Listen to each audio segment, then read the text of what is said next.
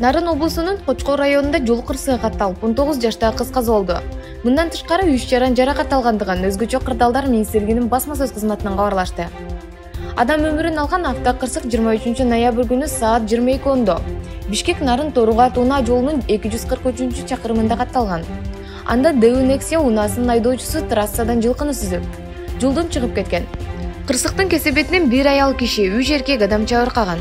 Жерине куткаруучулар тартылып, каза болгон жаранды унаадан чыгарып, тез жардам кызматына өткөрүп беришкен. Сот Текебаевга депутаттык мандат мыйзамсыз берилген деп тапты. Бишкек шаарынын административдик соту Борбордук шайлоо комиссиясынын Өмүрбек Текебаевга депутаттык мандатын кайтарып берүү жөнүндө чечимин мыйзамсыз деп тапты. Бул тууралуу жогорку соттон билдиришти. Буга чейин Темирлан Өрмөков административдик сотко кайрылып, БШКнын Текебаевдин депутаттык мандатын кайтарып берүү жөнүндө арызын канааттандыргандыгын мыйзамсыз деп табууну суранганын айтылган. Эске салсак, Өмүрбек Текебаев депутаттык мандатын 15 октябрда алган. Булак баракелде. Текебаевди камакка алуу аракети башталды. Өздүк булагыбыз билдиргендей, учурда Өмүрбек Текебаев баш болгон бир топ саясатчылардын баскан издери текшерилип атыптыр. Сыягы четинен камакка алуу аракеттери жүзө ашабы.